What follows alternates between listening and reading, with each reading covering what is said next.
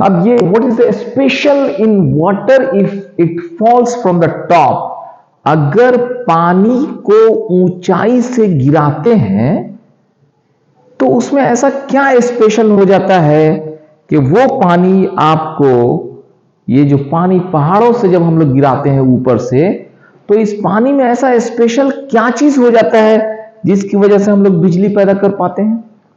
पानी को रिजर्वायर में स्टोर करते हैं, डैम के पास रिजर्वायर में स्टोर करते हैं, ऊपर से पानी को फॉल कराते हैं, ऊपर से पानी नीचे गिरते गिरते आके यहाँ पे टरबाइन पे, और टरबाइन के जो है को रोटेट करा के, इसके फैन को रोटेट करा के यहाँ पे इलेक्ट्रिसिटी जनरेट हो रहा है। ऐसा क्या होता है इसमें कि पानी को हाइट से गिराने से जो ना ये टरबाइन पे वो उसके पंखी को नचा दे रहा है। क्या पानी को थोड़े ऊपर हाइट से यहीं से गिरा देते टरबाइन पे तो वो टरबाइन को रोटेट कर पाता? जवाब देंगे नहीं। पानी को हमेशा हाइट पे ले आके रिजर्वायर में ऊपर पानी रखते हैं और वहां से डैम से पानी को गिराते हैं। पानी को हाइट पर ले जाने से उसमें ऐसा क्या चीज आ गया भाई, ऐसा क्या चीज उसमें आ गया जिसकी वजह से जब वो पानी ऊपर से नीचे आता है तो नीचे आके उसकी काइनेटिक एनर्जी बढ़ जाती है और वो टरबाइन चलाने के लायक बन जाता है। अगला सवाल, जो 2 सवाल अब तक सामने हुए, तीसरा सवाल, ये बच्चों का खिलौना आपने देखा होगा घरों में। इस बच्चों के खिलौने में हम लोग क्या करते हैं, ऐसे चाबी दे देते हैं, इसका स्प्रिंग को चाबी दे देकर टाइट कर देते हैं, उसके बाद छोड़ देते हैं, अब ये खिलौना आगे की तरफ चलने लगता है। ऐसा हमने क्या किया इसके स्प्रिंग में? इस स्प्रिंग में ऐसा हम लोगों ने इस खिलौने में चाबी देने से क्या हुआ कि ये खिलौना चलने लगा। अब तक 3 सवाल आपके सामने मैंने रखा। एक सवाल मैंने पहला ये रखा आपके सामने कि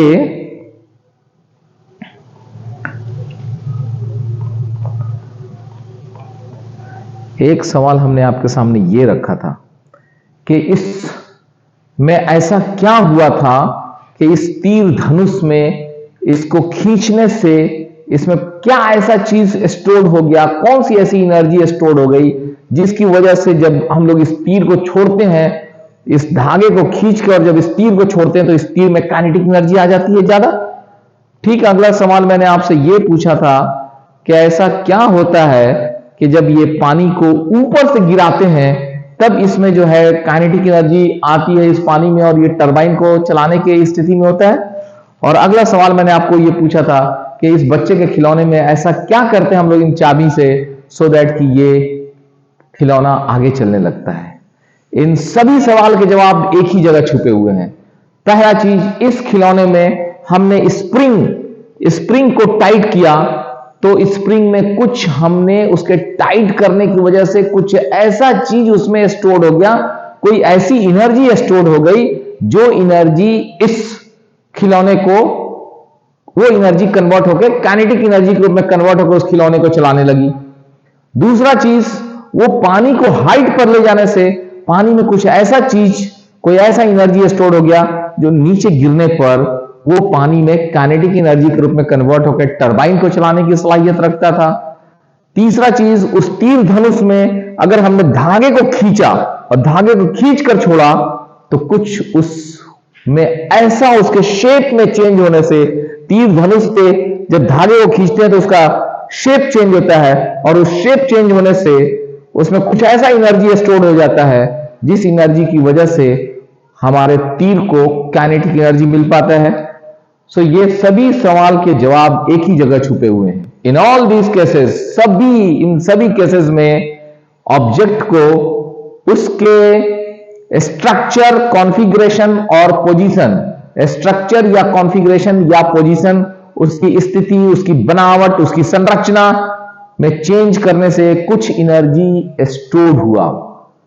जैसे अगर तीर धनुष को हमने धागे को खींचा, उसके शेप को चेंज किया, उसी तरह पानी को जब हम लोग ऊपर से छोड़ते हैं तो पानी के पोजीशन को हमने, मास, ये पानी के पोजीशन को चेंज किया, उसी तरह यहां पे इसके कॉन्फ़िगरेशन को चेंज किया, चाबी दे देके उसके स्ट्रक्चर में, उसके बनावट में, अंदर में कुछ ऐसा चेंज किया गया, इसमें स्प्रिंग एनर्जी इसमें। तो हम लोग इन सभी को कहते हैं कि in all these cases, because of the configuration, because of the position, because of the structure of the object, इसमें कुछ ऐसा एनर्जी स्टोर हुआ जिस एनर्जी का नाम हम लोग देते हैं पोटेंशियल एनर्जी।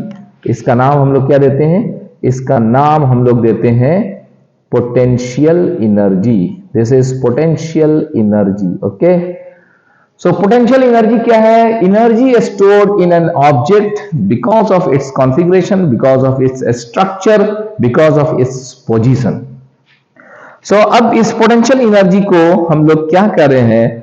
अब हम ये कह रहे हैं आपको potential energy of a mass m when at height h from the earth surface। हम ये कहना चाह रहे हैं कि अगर आपका एक मास है जो जमीन से h ऊंचाई पर चला गया है, व्हाट आई एम सेइंग, ये हम कहना चाह रहे हैं आपको, just see this one.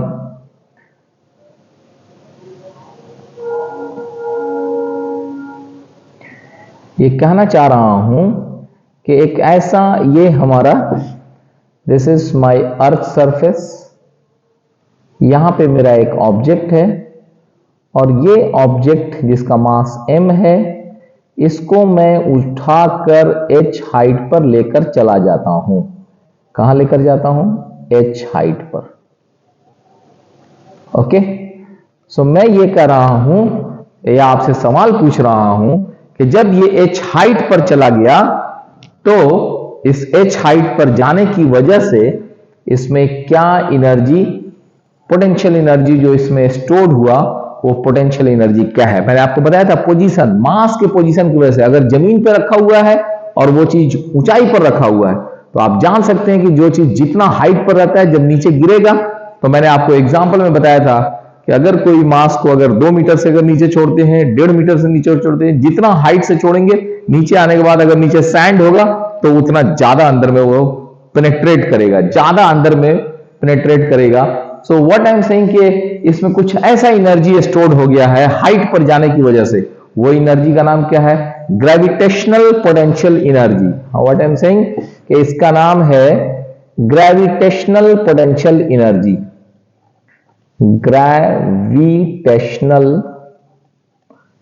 Gravitational potential energy, potential energy. Okay, so इस ग्रेविटेशनल पोटेंशियल एनर्जी को हम लोगों को बताना है कि अगर एक मास m है जो h हाइट पर चला जाता है तो उसमें कितना पोटेंशियल एनर्जी स्टोर हुआ। मैं आपको इसको समझाने की कोशिश कर रहा हूं। पहले आप ये समझिए कि अगर एक मास है जो m मास है, उसको अगर आप ऊपर ले जाते हैं तो क्या ऐसे ही चला जाएगा? एक टेबल पे रखा हुआ है कोई मास और उसको आपको ऊपर ले जाना है, तो ऊपर ले जाने के लिए आप उसको उठाएंगे, ऐसे ऊपर की तरफ उसको उठाएंगे। यानी कि आप क्या करेंगे, किसी भी ऑब्जेक्ट को अगर आपको जमीन से अगर ऊपर लेकर जाना है तो आपको इस पे एक फोर्स अप्लाई करना पड़ेगा। Is it that? Force applied by me, हमको इसको एक फोर्स अप्लाई करना पड़ेगा, तब जाके हम इसको ऊपर लेके जा पाएंगे।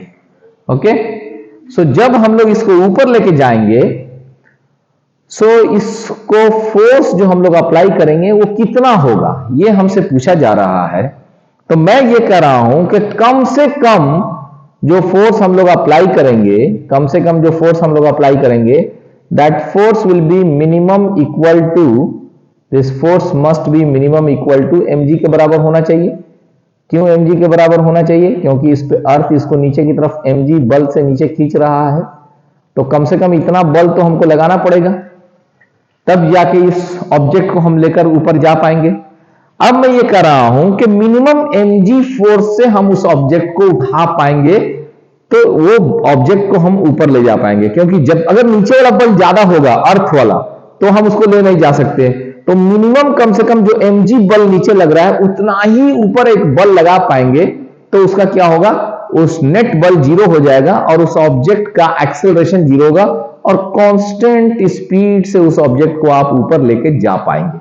इससे ज्यादा बल लगाएंगे तो आसानी से आप लेके चले जाएंगे, एक्सेलरेशन भी हो जाएगा, लेकिन अभी बिना एक्सेलरेशन के अगर उस पार्टिकल को कांस्टेंट स्पीड से, कांस्टेंट वेलोसिटी से लेके जाना है तो हम लोग को कम से कम mg बल लगाना पड़ेगा। ठीक है, तो हम क्या कर रहे हैं कि जब आप इसको ऊपर लेके जा रहे थे, इस ऑब्जेक्ट को आप ऊपर लेके जा रहे थे तो आप कितना बल इस पे अप्लाई कर रहे थे? आप इस पे फोर्स अप्लाई कर रहे थे, that is force applied is mg बल आप अप्लाई कर रहे हैं। तो आप इस ऑब्जेक्ट पर mg फोर्स अप्लाई कर रहे हैं और कितनी ऊंचाई तक लेके गए? आप इसको लेके गए h ऊंचाई तक। ओके, सो आपने कितना वर्क किया? वर्क डन बाय मी, मैंने उस पर कितना वर्क किया? तो मैंने जो वर्क किया इस पे, वो सिंपली जो मैंने उस पर वर्क किया, this work is equal to मेरे द्वारा लगाया गया फोर्स मल्टीप्लाइड बाई कितना displacement, multiplied by cos 0 degree. 0 degree क्यों? क्योंकि इधर जो फोर्स मैं लगा रहा हूं और ये जो डिस्प्लेसमेंट है दोनों का सेम डायरेक्शन है, तो कॉस 0 डिग्री तो 1 होता है, तो this is equal to mgh। So कम से कम एक ऑब्जेक्ट को जमीन से h हाइट तक ले जाने में मेरे द्वारा कम से कम जो वर्क किया जाएगा वो mgh के बराबर होगा। मैं किसी ऑब्जेक्ट को उठा के ले आके यहां रखता हूं तो mgh वर्क करेंगे। नाउ मेरा क्वेश्चन ये है कि जो मैंने वर्क किया इस ऑब्जेक्ट को उठाने में, इस ऑब्जेक्ट को उठाने में ला के यहां रखा, किस लिए? क्योंकि उस ऑब्जेक्ट का पोजीशन चेंज हो गया। ऑब्जेक्ट का पोजीशन जमीन पर था, जमीन से ऊपर लाने में जो हमने इस पे वर्क किया वो हमारा mgh है। मेरे द्वारा किया गया वर्क कहां गया? कहां गया वो वर्क? मेरे द्वारा किया गया वर्क उस ऑब्जेक्ट के पोजीशन को चेंज करने में यूज हुआ और उतना वर्क इसके ऑब्जेक्ट में पोटेंशियल एनर्जी के रूप में स्टोर्ड हो गया। पोटेंशियल एनर्जी के रूप में स्टोर्ड हो गया। मतलब हम ये कह सकते हैं कि जब ऑब्जेक्ट जमीन पर रखा हुआ है तो उसका पोटेंशियल एनर्जी 0 है, जब हमने यहां पर ला दिया तो इसमें पोटेंशियल एनर्जी mgh हो गया। जितने हाइट पर लेके गए तो इसका पोटेंशियल एनर्जी mgh। वो mgh क्या है? मेरे द्वारा किया गया कार्य इसमें एनर्जी के रूप में स्टोर्ड हो गया। ओके, सो हम अब ये कह रहे हैं कि मेरे द्वारा किया गया कार्य इसमें पोटेंशियल एनर्जी के रूप में स्टोर्ड हो गया। तो कोई भी ऑब्जेक्ट, अगर आपको हम ये कहें कि अगर कोई ऑब्जेक्ट है और उसको आप जमीन से यहां से अगर h ऊंचाई तक ले जाते हैं, यहां पर लाते हैं h ऊंचाई तक, ये इसका मास अगर m है तो इसमें एनर्जी इस जगह पर आने पे इसमें पोटेंशियल एनर्जी mgh हो गया।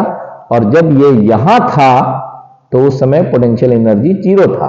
ओके, सो मेरे द्वारा किया गया कार्य इसमें पोटेंशियल एनर्जी के रूप में स्टोर्ड हो चुका है। ये बात मैं आपको बता रहा हूं। Let's see this, see this one, read this, पढ़िए इसको क्या लिखा गया है। मैं ये कह रहा हूं potential energy of a mass m when it is at height h from the earth surface.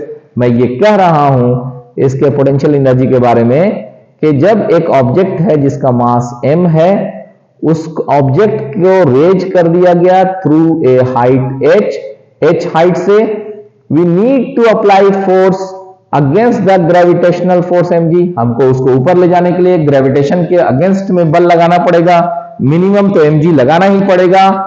सो इसका मतलब हो गया we need to do work on the object. हमको ऑब्जेक्ट पे काम करना पड़ा। कितना काम करना पड़ा? mgh। तो अगला सवाल ये है, where is that work gone? ये वर्क कहां चला गया जी? सो हम कह रहे हैं that work done by me is stored as gravitational potential energy in the object. वो ऑब्जेक्ट में ग्रेविटेशनल पोटेंशियल एनर्जी के रूप में जाके स्टोर्ड हो गया। Okay, so very clear. Next यही चीज को फिर से मैं आपको एक बार रिपीट कर देता हूं कि अगर कोई ऑब्जेक्ट है, अगर वो जमीन पर है तो इस जमीन के लेवल को हम लोग कहते हैं डायटम लेवल। डायटम लेवल वो लेवल है जहां आप एज्यूम करते हैं, here we assume potential energy of the object is 0। Okay, और अगर इसी के रेस्पेक्ट में, इस डायटम लेवल के रेस्पेक्ट में अगर आप h हाइट पर चले जाते हैं तो यहां पर ऑब्जेक्ट का potential energy potential energy. Okay, potential energy U is equal to mgh हो गया। Okay, so mgh potential energy हो गया अगर हाइट h पर है। अगर वो x हाइट पर होता, मान लीजिए कि ये ऑब्जेक्ट है, अगर ये x हाइट पर होता यहां पर, तो इस समय यहां पे पोटेंशियल एनर्जी क्या होता, mgx। अगर वो y हाइट पर होता तो इस समय यहां पे पोटेंशियल एनर्जी होता mgy। सिंपली क्या करना है, mg मल्टीप्लाइड बाई कितने हाइट पर वो ऑब्जेक्ट है अर्थ सरफेस से, तो ये आपका पोटेंशियल एनर्जी हुआ। Okay, so next again I am saying conclusion part में, if you assume that potential energy of the mass plus earth system is zero at the when mass is at the surface of the earth, then the potential energy of the earth plus mass system when mass m goes at height h above the earth is mgh। यही हम आपको repeat कर रहे हैं, example में यहां दिखाने की कोशिश कर रहे हैं। ये ऑब्जेक्ट को हम लोगों ने जमीन से ऊपर भेजा है और यहां पे ये मेरा डायटम लेवल है, this is diatom level. Diatom level वो जगह है जहां पे पोटेंशियल एनर्जी को जीरो माना जाता है। सो इस ऑब्जेक्ट का पोटेंशियल एनर्जी यहाँ पे जीरो है। अगर ये h हाइट पर है तो यहाँ पे पोटेंशियल एनर्जी mgh है। Okay, this is potential energy यहाँ पर। सो इस बात को अब हम लोगों ने क्लियर कर दिया है आपको। अब मैं क्या कर रहा हूं कि अब आप इस पे एक छोटा सा न्यूमेरिकल आपको मैं दिखाना चाह रहा हूं, या छोटा सा न्यूमेरिकल अब आपके सामने मैं बता रहा हूं। जस्ट सी दिस, छोटा सा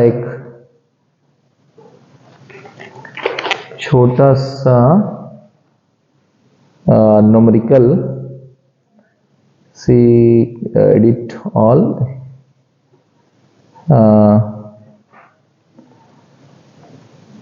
now you will go to home page and again we select a new page, new whiteboard। Okay, so एक अब आपके पास मैं इसका एक न्यूमेरिकल बताना चाह रहा हूं। See this numerical is at page number, अब आपके बुक में it is NCERT class 9 NCERT के क्लास 9 के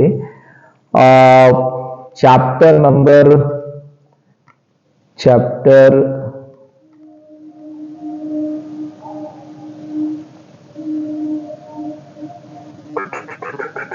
जस्ट एक मिनट। तो मैं आपको NCERT के क्लास 9 साइंस बुक में पेज नंबर 120 को देखिए। क्लास 9 का जो साइंस बुक है, चैप्टर नंबर 10 के पेज नंबर 120 पर जाइए और उस पर जाने के बाद अब आप देखिए कि वहां पे एक एग्जाम्पल है। एग्जाम्पल आपको है, एग्जाम्पल नंबर है 10.5।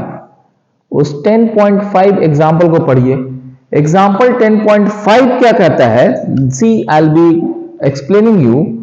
क्वेश्चन में है कि find the energy possessed by an object, find the energy possessed by an object of mass 10 kg when it is at height of 6 meter above the ground, when height is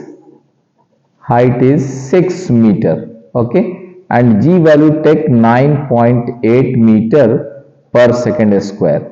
सो हम लोग सवाल क्या कहा जाता है, कहा जाता है कि एक ऑब्जेक्ट है जो ग्राउंड से 6 मीटर की ऊंचाई पर है। कितने ऊंचाई पर है, h कितना दिया हुआ है 6 मीटर। तो कहा जाता है कि उसमें कितना एनर्जी है। व्हाट आई एम सेइंग कि पोटेंशियल एनर्जी क्या होता है, potential energy at height h is nothing but mgh। ध्यान ये रखना है कि m को kg में लेना है, तो 10 kg दिया हुआ है, g का वैल्यू 9.8 और h का वैल्यू मीटर में लेना है। और जब आप इसको कैलकुलेट करेंगे तो this will become 588 joule. Okay, so ये है मेरा पोटेंशियल एनर्जी। क्लियर? सो इस तरह से अब आप देखिए कि पोटेंशियल एनर्जी निकालने के लिए आपको वेरी सिंपल टेक्निक्स है। सिंपली mgh के मदद से आप mgh जो ये फॉर्मूला है, इस फॉर्मूले की मदद से U is equal to mgh फॉर्मूले की मदद से सिंपली m का मान kg में रखना है, g का value 9.8 metre per second square रखना है, h का वैल्यू मीटर में रखना है, और इससे ये कैलकुलेट होकर आपको पोटेंशियल एनर्जी निकल जाएगा। See another example I'll be explaining in front of you. Another example अब हम आपको देते हैं। See this example number है 10.6। इसको मैं अब इरेज कर रहा हूं, इसको हटा रहा हूं। Let's see everything slowly and slowly। मैं यहां से हटा रहा हूं आपके लिए, so that आप देखें इसको। Everything slowly and slowly सभी चीजों को हटाकर अब आपके सामने एक एग्जाम्पल लाता हूं। Again at page number 121 book में 121 नंबर पेज पे है। Okay, example number 10.6।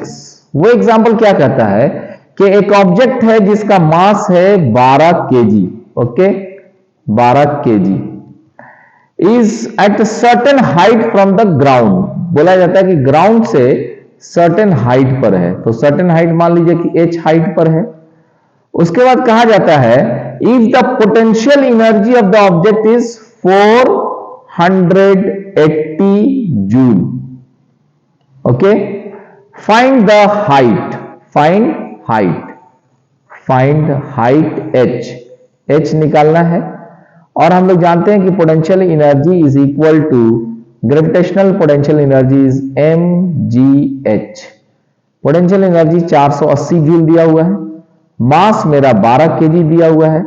क्वेश्चन में g का वैल्यू यूज करने के लिए कहा गया है 10 metre per second square. g का वैल्यू या तो 10 यूज करते हैं या 9.8 metre per second square use करते हैं। यहां पे ऑलरेडी 10 कहा गया यूज करने के लिए। अब कहा जाता है आप h निकालिए, तो वेरी सिंपल, 0 से आपका ये 0 और 12 से कट के ये आपका 4 हो गया। इस तरह से h is equal to 4 metre, यानी कि जमीन से वो ऑब्जेक्ट 4 मीटर के ऊंचाई पर है। Is it? वेरी सिंपल है ये सवाल। सारे ये कंसेप्चुअल सवाल हैं जो आपको मैं बता रहा हूं और आपके कंसेप्ट को क्लियर करने की कोशिश कर रहा हूं। सो अब हम लोग मूव करते हैं इनसे, अब थोड़ा सा हम लोग आगे चलने की कोशिश करते हैं। So let's forwardly we are moving. अब हम लोग चलते हैं सी नेक्स्ट, अब हम लोग चलने की कोशिश करते हैं। ओके, अब हम लोग अगेन अपने वापस स्लाइड पे आ गए हैं और स्लाइड पे अब एक नया चीज आपके सामने मैं लेकर आ रहा हूं, mechanical energy. What is mechanical energy? Mechanical energy is kinetic energy plus potential energy. ये चीज याद रखिएगा, जस्ट ये एक डिफिनीशन है कि मैकेनिकल एनर्जी क्या होता है, kinetic energy plus potential energy. Okay, let's forward move. Law of conservation of energy. Conservation of energy का जो प्रिंसिपल है वो सिंपल है। Conservation of principle, law of conservation of energy और कंजर्वेशन प्रिंसिपल ऑफ एनर्जी या principle of conservation of energy, वो ये कहता है कि एनर्जी कभी डिस्ट्रॉय नहीं होता है। एनर्जी एक फॉर्म से दूसरे फॉर्म में कन्वर्ट हो जाता है, एक फॉर्म से दूसरे फॉर्म में कन्वर्ट हो जाता है। एनर्जी को पूरे सिस्टम के, when you take a system का एनर्जी ना डिस्ट्रॉय होगा ना न्यूली क्रिएट होगा। सिस्टम का एनर्जी एक से दूसरे में ट्रांसफॉर्म हो जाएगा, ट्रांसमिट हो जाएगा, रूपांतरित हो जाएगा, लेकिन वो लॉस नहीं होगा। So energy can neither be created nor be destroyed, energy is only conserve. Energy एक फॉर्म से दूसरे फॉर्म में चला जाता है। It is said that energy can be converted from one form to another form. एक फॉर्म से दूसरे फॉर्म में एनर्जी कन्वर्ट हो जाएगा. Another thing is that it can neither be created nor be destroyed. ना तो उसको हम लोग क्रिएट कर सकते हैं और ना ही हम लोग उसको डिस्ट्रॉय कर सकते हैं. Total energy of the system before transformation and after transformations remains the same. ये कहा जाता है law of conservation of energy. इस चीज को कहता है. मैं आपको समझाने के लिए एक चाह रहा हूं कि let us consider the case of the free falling object. एक फ्री फॉलिंग ऑब्जेक्ट के कंसेप्ट को, केस को हम लोग लेकर principal of conservation of energy को आपको समझाने की कोशिश करूंगा और प्रूफ करने की कोशिश करूंगा. मैं क्या कह रहा हूं? मैं ये कह रहा हूं कि अब आप इसको देखिए कि एक ऑब्जेक्ट है जो फ्री फॉलिंग ऑब्जेक्ट है. ओके, फ्री फॉलिंग ऑब्जेक्ट है. उस ऑब्जेक्ट को मान लीजिए कि एग्जांपल के तौर पे मैं ये आपको बोल रहा हूं कि एक ऑब्जेक्ट है जो यहां पर है. आप इसको यहां से छोड़ दीजिए. छोड़ने के बाद वो ऑब्जेक्ट यहां पर आके गिरेगा.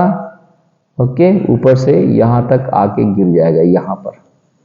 ओके, सो इस केस को कंसीडर करते हुए हम लोग को conservation of principal of conservation of energy को यूज करना है और हम लोग को समझाना है, बताना है कि एनर्जी एक फॉर्म से दूसरे फॉर्म में कन्वर्ट होता है.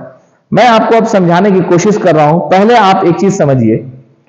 इस केस में आप सिंपली क्या बोलेंगे कि सर एक बॉल को जब आप ऊपर से छोड़ेंगे, जैसे जैसे जैसे जैसे वो नीचे आते जाएगा उसका काइनेटिक एनर्जी बढ़ते जाता है. मानेंगे ना? जब आप किसी चीज को छोड़ेंगे ऊपर से, अर्थ उसको नीचे खींच रहा है और ऑब्जेक्ट भी नीचे आ रहा है, तो जैसे जैसे वो नीचे आएगा उसका स्पीड बढ़ता जाता है. बढ़ता है ना? उसका स्पीड बढ़ते चला जाता है. जैसे जैसे नीचे आएगा उसका स्पीड बढ़ता जाता है. तो स्पीड बढ़ेगा तो इसका मतलब कि उसका काइनेटिक एनर्जी भी बढ़ रहा है जैसे वो नीचे आ रहा है. तो हम लोग क्या बोल रहे हैं कि जैसे जैसे हमारा ऑब्जेक्ट नीचे आ रहा है, ऑब्जेक्ट कमिंग डाउन, जैसे जैसे नीचे आ रहा है हमारा ऑब्जेक्ट, उसका काइनेटिक एनर्जी बढ़ रहा है. ठीक है, लेकिन साथ ही साथ हम ये भी बोलेंगे कि जब वो h हाइट पर था तो उसका पोटेंशियल एनर्जी ज्यादा था. जैसे जैसे वो नीचे आ रहा है उसका पोटेंशियल एनर्जी कम होते जा रहा है. तो हम लोग क्या बोल रहे हैं कि जैसे जैसे वो नीचे आ रहा है ऑब्जेक्ट, वैसे वैसे उसका पोटेंशियल एनर्जी घटते जा रहा है. क्यों पोटेंशियल एनर्जी घटते जा रहा है? क्योंकि उसका जमीन से हाइट जो है कम होते जा रहा है. अब यहां पे हम लोग आपको साबित कर देंगे कि किसी भी पॉइंट पर potential energy plus kinetic energy, ये जो है जिसको आप मैकेनिकल एनर्जी कहते हैं, ये कांस्टेंट होगा, नहीं बदलेगा. चाहे वो पॉइंट आपका ये हो, चाहे वो पॉइंट ये हो, चाहे ये पॉइंट ये हो, चाहे ये पॉइंट ये हो, हर पॉइंट पर हम लोग कहेंगे कि पोटेंशियल एनर्जी और काइनेटिक एनर्जी का जोड़ कांस्टेंट होगा. अब इसको आप समझिए. मैं एग्जांपल से और कैलकुलेशन से आपको इसको समझाने की कोशिश कर रहा हूं. ओके, सो अब देखिए मैं आपको यहां बता रहा हूं. सपोज कीजिए कि एक जो ऑब्जेक्ट है यहां पर, इस जगह पे जब ये जमीन से h हाइट पर है, h हाइट पर है, यहां पे उसका इस जगह पे इस जगह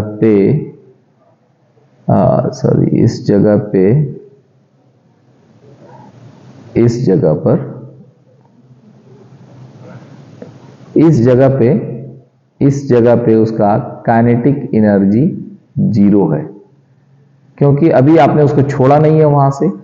लेकिन उसका पोटेंशियल एनर्जी कितना है? पोटेंशियल एनर्जी mgh है. कितना है? mgh, क्योंकि यहां से ये हाइट कितना है? ये हाइट h है. तो इस जगह पे इसका दोनों को जोड़िएगा, काइनेटिक एनर्जी को और पोटेंशियल एनर्जी को, दोनों को जब आप जोड़ लीजिएगा तो इस पॉइंट पे मिलेगा टोटल कितना हो जाएगा? Kinetic energy plus potential energy is equal to mgh. ठीक है. अब ऑब्जेक्ट आपका यहां से गिर के यहां आ गया. यहां आने के बाद उसका पोटेंशियल एनर्जी कितना हो गया, इस जगह पे 0 हो गया। काइनेटिक एनर्जी कितना है वो हमको निकालना है। जब ये हम काइनेटिक एनर्जी उसका निकाल लेंगे तो हमको ये पता चल जाएगा कि अब यहां पे इस जगह पे यहां पे जब आपने छोड़ा था तो इसका speed u is equal to 0 है। यहां पे जब पहुंचा कितना हाइट भाई, h हाइट ट्रैवल करके पहुंचा है। तो यहां पे आप फॉर्मूला मान लीजिए कि जब वो पहुंच रहा था तो उस समय उसका स्पीड v था। तो फॉर्मूला क्या लगेगा, v square is equal to u square plus 2as लगाते हैं तो दिस इज 0, क्योंकि u बराबर 0 से शुरू किया है, plus 2 into acceleration, acceleration due to gravity कितना g हो गया। कितनी दूरी ट्रैवल का क्या है, s, h हो गया। तो v square is equal to 2gh। अब काइनेटिक एनर्जी का फॉर्मूला, kinetic energy half m v square, half m v square कितना निकल कर आया है 2gh। तो यहां पे लिख लीजिए 2gh, ये 2 से 2 कैंसिल हो गया, नथिंग बट mgh। तो इस जगह पे potential energy 0, kinetic energy nothing but mgh। तो आप देखिए कि यहां पे जितना kinetic energy plus potential energy था, यहां पर भी kinetic energy plus potential energy उतना ही है। इस तरह से आप ये कह सकते हैं कि इस जगह पे जो हमारा काइनेटिक प्लस पोटेंशियल था, यहां पे भी काइनेटिक प्लस पोटेंशियल उतना ही है। हाँ, शर्त ये है कि इसका यहां पे पोटेंशियल एनर्जी 0 हो चुका है। यहां पे टोटल का टोटल पोटेंशियल एनर्जी जो यहां पे था mgh, वो टोटल का टोटल काइनेटिक एनर्जी में कन्वर्ट हो चुका है। तो इस तरह से अब आपके पास ये चीज निकल कर आया कि हमारे ऑब्जेक्ट में जो यहां पे kinetic energy plus potential energy था वो यहां पर भी है। इस तरह से आप कह सकते हैं कि आपका टोटल मैकेनिकल एनर्जी कंजर्व रहा। Total mechanical energy for conserve है for the falling object, free falling object. हाँ, एक कैलकुलेशन मैं आपको यहां पे करके दिखाऊंगा कि इस जगह पे भी अगर ऑब्जेक्ट का potential energy plus kinetic energy निकाला जाए, तो potential energy plus kinetic energy निकाला जाए तो वो आपको इतना ही आना चाहिए, mgh के बराबर आना चाहिए। इसको मैं आपको एक एग्जाम्पल के थ्रू बताऊंगा, किताब के ही एग्जाम्पल के थ्रू बताऊंगा, ताकि आपको ये कंसेप्ट जो है क्लियर हो जाए कि हमारा potential energy plus kinetic energy हर एक पॉइंट पर सेम होता है। ओके, मैं आपको नहीं है तो फिर यहीं बता देता हूं। लेट्स सी जो है आपको फिर से इसी जगह पे मैं आपको इस चीज को क्लियर कर देता हूं।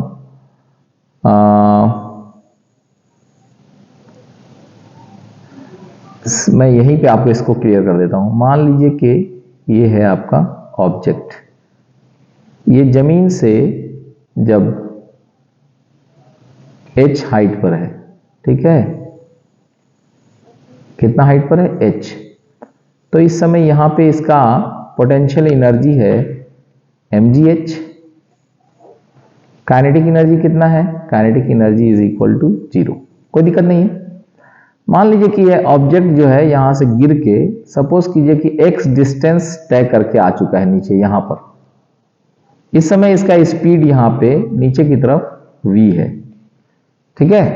तो आपके पास फॉर्मूला क्या है, v square is equal to u square plus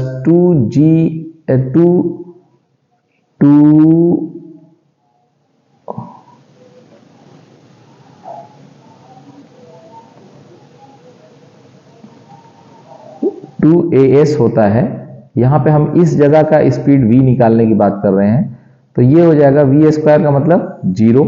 यहां से 0 से स्टार्ट हुआ था, हमने जस्ट इसको फ्री फॉल ऑब्जेक्ट को यहां से 0 स्पीड से छोड़ा था, plus 2 into A is nothing but your g।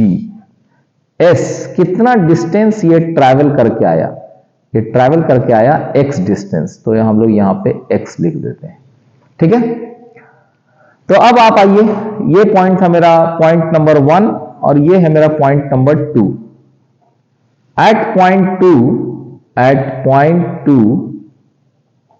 Point number 2 potential energy plus kinetic energy कितना आएगा, पोटेंशियल एनर्जी mg और ग्राउंड से कितना ऊपर में है ये टोटल हाइट था h और ये x आ चुका है, तो ये हो गया आपका h माइनस एक्स।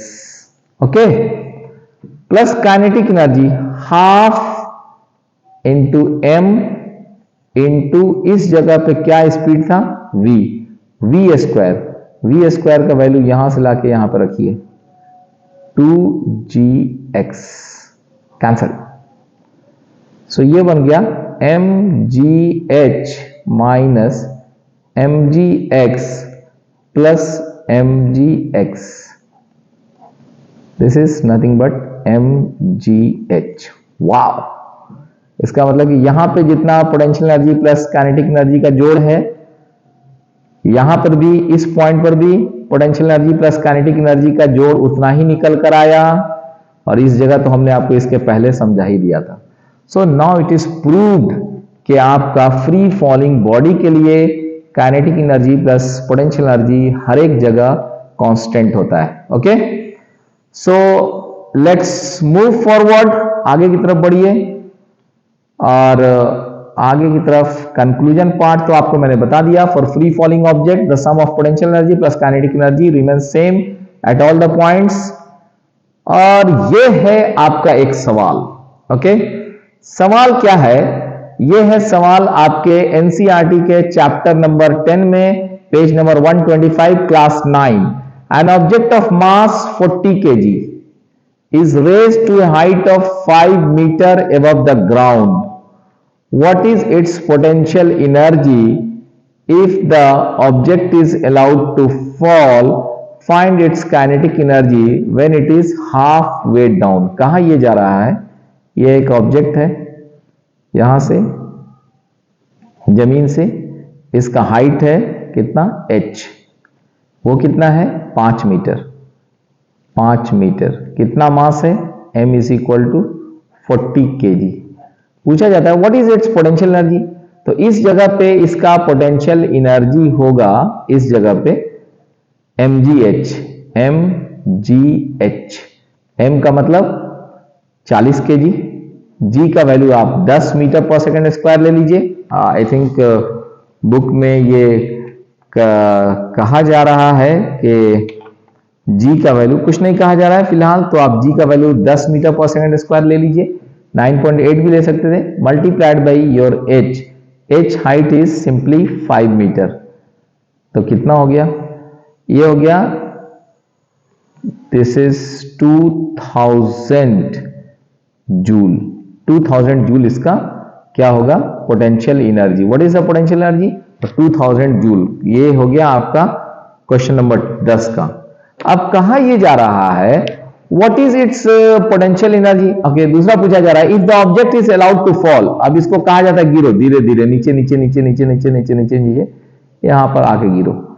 कहा जाता है find its kinetic energy when it is half way down. बोलता है कि आधा दूरी आ चुका है, यहां से 2.5 मीटर नीचे आ चुका है, और 2.5 मीटर आपका अभी नीचे और जाना बाकी है। तो इस जगह पे पूछा जाता है कि काइनेटिक एनर्जी क्या होगा। तो हम लोग क्या कहते हैं कि इस जगह पे पहले पोटेंशियल एनर्जी निकालिए। Potential energy plus kinetic energy इस जगह पे जो होगा वो यहां पे काइनेटिक एनर्जी कितना है? यहां पे काइनेटिक एनर्जी 0 है। 0 इसलिए क्योंकि यहां पे u is equal to 0 speed से इसको छोड़ा जा रहा है, जस्ट छोड़ा जा रहा है।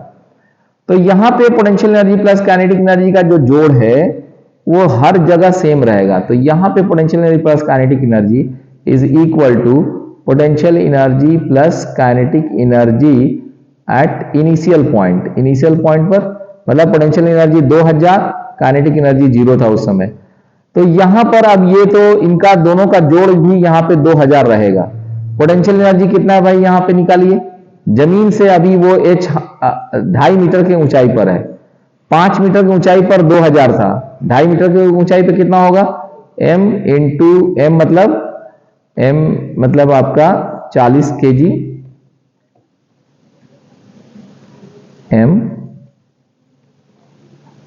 m आपका 40 kg, g का वैल्यू 10, h का value 2.5 plus kinetic energy is equal to 2000।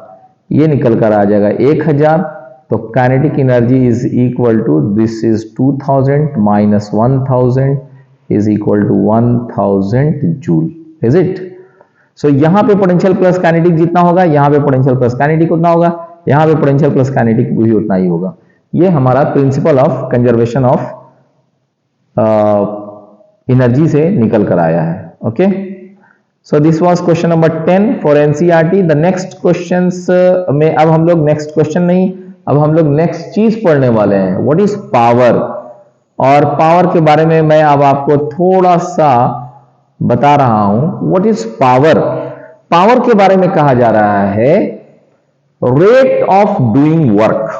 मतलब देखिए, मैं एक बात आपको बता रहा हूं, जहां पे भी ये वर्ड लग जाता है ना, रेट ऑफ, ये रेट ऑफ का मतलब डूइंग वर्क जो है उसमें रेट ऑफ का मतलब है उसमें टाइम से भाग दीजिए। सिंपल कंसेप्ट है। जहां पर भी रेट ऑफ लग गया, rate of change of velocity, मतलब चेंज वेलोसिटी में टाइम से भाग दीजिए। रेट ऑफ का मतलब ये होता है टाइम से भाग देना। तो यहां पर ये जो कंसेप्ट है कि रेट ऑफ डूइंग वर्क, मतलब जो वर्क हुआ है उसमें टाइम से भाग दे दीजिए, तो उसको पावर बोलते हैं। जैसे आप ये बोल सकते हैं कि एक दो गाड़ी ले लीजिए। एक गाड़ी जो है ना आपको बहुत ही कम मतलब एक जो लंबे डिस्टेंस तक गया है, एक फोर्स अप्लाई किया गया, लंबे डिस्टेंस तक गया, उसमें कुछ समय लगा, तो जितना उसको जा गया, कितना वर्क किया उसमें, टाइम से भाग दे दीजिए। तो जब हम लोग कोई भी वर्क करते हैं उसमें कितना टाइम लगा है, उस वर्क को सिंपली टाइम से जब डिवाइड कर दिया जाता है तो हम लोग को पावर मिल जाता है। पावर क्या है?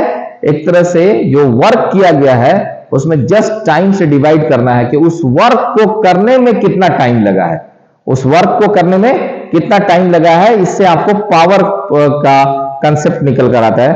और power is simply work divided by time. इसको हम लोग क्या लिखते हैं? पावर इज इक्वल टू, यहां पे power is equal to work divided by time, power is equal to work divided by time, P is equal to W by T।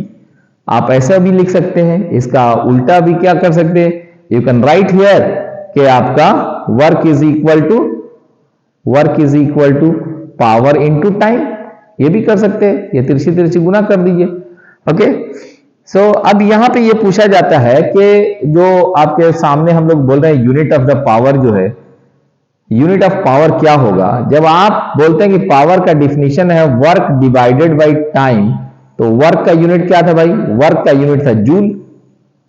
तो joule को हम लोग टाइम से भाग दे देंगे, तो यहां टाइम का यूनिट क्या है? सेकंड। तो इस तरह से ये पावर का यूनिट क्या हुआ? जूल पर सेकंड, जूल प्रति सेकंड। जूल पर सेकंड को क्या कहा जाता है? वाट। सो पावर का यूनिट क्या कराएगा? Watt. 1 watt is equal to 1 joule divided by 1 second. So this is nothing but 1 joule per second, 1 joule second inverse. ठीक है। पावर का एक बड़ा यूनिट होता है किलोवाट। किलो का मतलब होता है 1000 वाट। 1 किलो वाट का मतलब क्या हुआ? किलो का मतलब हो गया 1000, तो 1000 वाट। इस वाट का मतलब क्या हुआ? Joule per second. सो यहां पे 1 kilowatt is nothing but 1000 joule per second, यानी 1000 जूल जो वर्क हुआ है, अगर 1 किलोवाट की बात किया जाए तो 1000 जूल 1 सेकंड में। ओके, सो एक ये नया यूनिट है, the energy used in 1 hour at the rate of 1 kilo is called 1 kilowatt hour known as 1 unit। इसको मैं आपको एक्सप्लेन करना चाह रहा हूं कि ये क्या चीज है। यहां पे ये कहा जा रहा है the energy used in 1 hour at the rate of 1 kilowatt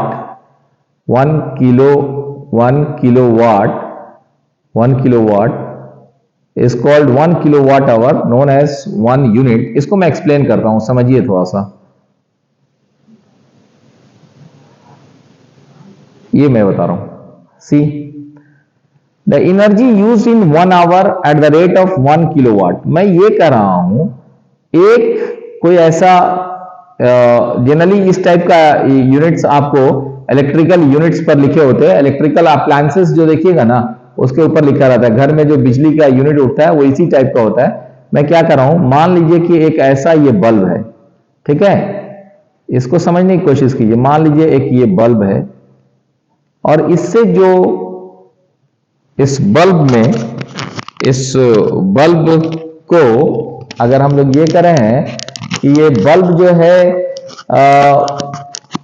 जलने पर इसमें कितना पावर कंजम्पशन करता है, सो हम लोग कह रहे हैं कि ये बल्ब जब जलता है तो ये मान लीजिए कहने के लिए कि इसको पावर कंजम्पशन जो है, पावर जो कंज्यूम्ड कर रहा है, पावर कंजम्पशन मान लीजिए कंजम्पशन इज 1 किलो वाट। मतलब कहने का मतलब क्या है, 1 किलो वाट का मतलब है 1000 जूल 1 सेकेंड में। ठीक है, क्लियर है? किलो का मतलब हो गया 1000, वाट का मतलब हो गया जूल सेकेंड। यानी कि ये बल्ब जो है, ये बल्ब जो है आपका 1000 जूल पर सेकेंड एनर्जी हमारा कंज्यूम कर रहा है। इसको जलाने में हमारा जो इलेक्ट्रिकल एनर्जी कंज्यूम हो रहा है वो मान लीजिए कि 1000 जूल 1 सेकेंड में, यानी 1 सेकेंड में 1000 जूल हमारा ये एनर्जी कंज्यूम कर रहा है। तो अगर ऐसे बल्ब को अगर हम लोग क्या करें हैं, ऐसे बल्ब को अगर हम 1 घंटे तक के लिए चला दें, क्या करें, फॉर 1 आवर, फॉर 1 आवर, 1 घंटा के लिए चला दें, तो उस समय कितना हमारा एनर्जी कंज्यूम होगा? पावर कंज्यूम का कहिए या एनर्जी कंज्यूम कहिए।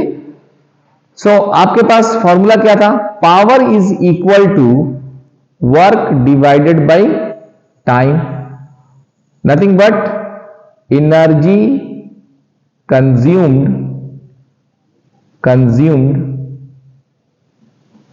Divided by time. ठीक है, पावर कंज्यूम नहीं कहा जाए, इसको एनर्जी कंज्यूम कहा जाए। दिस इज अच्छा रहेगा, हम लोग एनर्जी कंज्यूम्ड कहें। तो अब आप देखिए इसमें फॉर्मूला में आ गया, power is equal to, just 1 minute,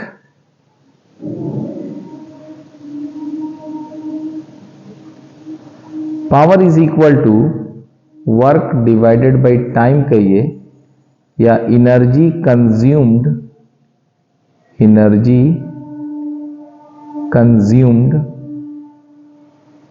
divided by time कहा जाए। तो आप इसे क्या निकाल सकते हैं? इसे आप एक चीज निकाल सकते हैं, एनर्जी कंज्यूम्ड या energy used consumed is equal to power into time. तो 1 सेकेंड में हमारा इतना एनर्जी कंज्यूम हो रहा था, इसको पावर ही बोल रहे हैं। तो क्या हुआ, 1000 जूल पर सेकेंड। 1 घंटा, 1 घंटा के लिए उस बल्ब को जलाया गया, तो 1 घंटा जलाने के बाद उसमें कितना एनर्जी, उसमें कितना समय लगा? 1 घंटा का मतलब होता है 3600 सेकेंड, 3600 सेकेंड। सेकेंड से सेकेंड कैंसिल हो जाएगा, तब ये कितना बच गया? तो एनर्जी कंज्यूम्ड कितना हो गया? Energy consumed is now equal to, energy consumed is now equal to 36 lakh joule. Okay, so इस तरह से आप ये कह सकते हैं, the energy used in 1 hour at the rate of 1 kilowatt is called 1 kilowatt hour known as 1 unit. 1 unit का मतलब क्या हो गया? 36 लाख जूल। ठीक है, 36 लाख जूल। फिर से मैं आपको यह समझाने की कोशिश करता हूं, लेट्स सी जो है आपको चीजों को फिर से समझाने की कोशिश करता हूं। ये मैं कह रहा हूं, power is equal to work divided by time, is it that? Is equal to energy consumed especially for electrical appliances, energy consumed divided by time। अब इस तरह से अगर आप देखिएगा तो एनर्जी कंज्यूम्ड क्या होगा? Energy consumed is equal to power into time. मान लीजिए कि ये पावर दिया था 1 किलो वाट, मतलब 1000 जूल, 1000 जूल, 1000 जूल एक सेकेंड में, इंटू अगर इसका टाइम ले लिया जाए, टाइम कितना, 1 घंटा, 1 आवर, तो इसको हम लोग बोलेंगे 1 किलो वाट आवर। इसको बिजली के टर्म में इसको कहा जाता है 1 यूनिट कहा जाता है। तो अब इसको हम लोग क्या करेंगे, ये जो है 1 किलो वाट का मतलब हो गया, 1 किलो का मतलब हो गया 1000, वाट का मतलब हो गया जूल पर सेकेंड, इंटू 1 आवर, 1 आवर का मतलब हो गया 60 मिनट गुना 60 सेकेंड, 3600 सेकेंड, सेकेंड से सेकेंड कैंसिल, सो ये बन गया आपका 36 लाख जूल। इसी को कहीं कहीं बुक में लिखता है 3.6 इंटू 10 का पावर 6 जूल। सो इस तरह से बिजली के 1 यूनिट का मतलब हो गया आपका, जिसको 1 किलो वाट आवर बोलते हैं, यानी कि 1 किलो वाट वाला रेटिंग वाला अप्लायंस को अगर 1 घंटा चला दिया जाए 1 आवर तक के लिए, तो जो एनर्जी कंज्यूम्ड होगा मेरा, उसी को 1 किलो वाट आवर बोलते हैं, and that will be nothing but 36 lakh joule. Okay, ये 36 लाख जूल कहलाएगा। ओके, देन 36 लाख जूल कहलाएगा, 36 लाख जूल। नेक्स्ट हम लोग अब इसको सवाल से आपको समझाने की कोशिश करते हैं। एक न्यूमेरिकल लेते हैं। न्यूमेरिकल आपके पास है, ये न्यूमेरिकल आपके किताब में पेज नंबर 125 पे एनसीईआरटी के बुक में ये न्यूमेरिकल है। इस न्यूमेरिकल को हम लोग कैसे सॉल्व करेंगे, देखिए पहले आप इस न्यूमेरिकल को पढ़िए। कहां क्या जा रहा है, a certain house hold has consumed 250 units of energy during a month. Okay, क्या कहा जा रहा है समझने की कोशिश कीजिए। कहा जाता है कि एक ऐसा घर है, ये क्वेश्चन नंबर 9 है आपके बुक में, जिसने 250 यूनिट बिजली कंज्यूम किया है ड्यूरिंग ए मंथ। आपको कहा जाता है how much energy is in this joule. Okay, अभी मैं क्या बोल रहा हूं, कितना इसने हाउस होल्ड ने कितना एनर्जी कंज्यूम किया है, energy consumed in 1 month, energy consumed is equal to 250 unit. Okay, और 250 यूनिट है ये। तो आपको पता है कि 1 यूनिट कितना होता है, सो सिंपली 250, 1 यूनिट के बारे में मैंने आपको बोला था 36 लाख जूल। ठीक है, सो अब आप इसको मल्टीप्लाई कर दीजिए। सो मल्टीप्लाई करने के बाद अब आप देख लीजिए इसको, कि जब आप इसको मल्टीप्लाई करेंगे तो कितने जीरोस आ जाएंगे। तो पहले तो 1 2 3 4 5 6 जीरो हो गए। 25 को 36 से मल्टीप्लाई कीजिए तो it will be your 900। So कितने हो गए, 2 4 6 8, this is 9 into 10 raise the power 8 joule. अब आप ये पूछेंगे कि सर 1 यूनिट जो है ये 36 लाख जूल के बराबर जो है, ये जस्ट मैंने आपको थोड़ी देर पहले बताया था कि 1 unit is nothing but 1 kilo watt hour. और 1 किलो वाट आवर को आपको अभी मैंने 1 kWh जो है, ये 1 kWh को बताया था। k का मतलब 1000, वाट मतलब जूल पर सेकेंड, h का मतलब 3600 सेकेंड। तो इसको मल्टीप्लाई करने के बाद ये निकल कर आया था 36 लाख जूल।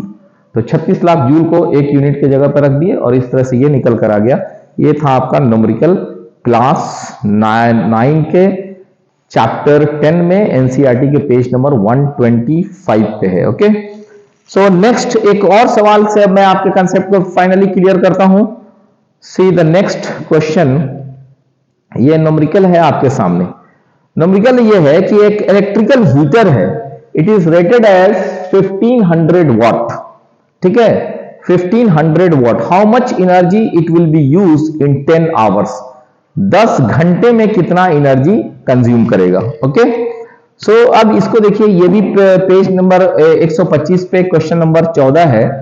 ये सवाल है कि आपका हीटर का रेटेड है 1500 वाट, ठीक है। क्या आप इसको लिख सकते हैं 1.5 इंटू 1000 वाट, क्या आप इसको लिख सकते हैं 1.5 1000 की जगह पे kW, ठीक है।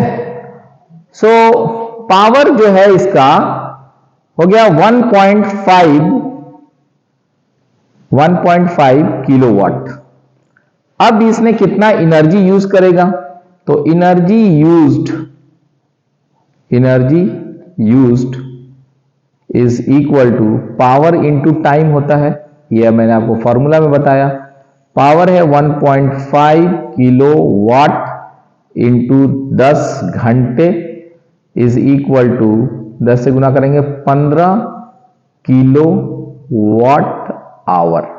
ओके, ये हो गया आपका। अगर वाट किलो वाट आवर में यूनिट के टर्म्स में लिखते हैं तो ये होगा, अदरवाइज आप किलो वाट आवर की जगह पे 36 लाख जूल रख के मल्टीप्लाई कर दीजिए, आपका आंसर आ जाएगा। ओके, अगर आप किलो वाट आवर में लिखते हैं तो ये आंसर होगा, और जूल के टर्म में अगर लिखेंगे तो क्या आएगा, ये आ जाएगा 15 इंटू किलो वाट आवर के जगह पे होता है 36 लाख जूल, तो इसको गुना कर लीजिए, जो आएगा ये आंसर हो जाएगा, ये आपका ये आंसर हो जाएगा। अगर किलोवाट में है लिखना है, किलोवाट आवर में, किलोवाट आवर मतलब 1 यूनिट होता है, तो ये 15 यूनिट हो गया। Okay, 15 unit, otherwise 15 into 36 lakh इतना जूल, ठीक है। सो नेक्स्ट एक और क्वेश्चन समझाने की कोशिश करता हूं। See the question is this one, कि अब आपको कहा जा रहा है, ये है क्वेश्चन नंबर 125 पेज पे जो है क्वेश्चन नंबर 20 है एनसीईआरटी के क्लास 9 बुक में। क्वेश्चन ये कहा जा रहा है, find the energy in kilowatt hour, kilowatt hour में एनर्जी निकालना है। किसका भाई, कंज्यूम्ड इन 10 आवर्स, 10 घंटे में, बाय 4 डिवाइसेस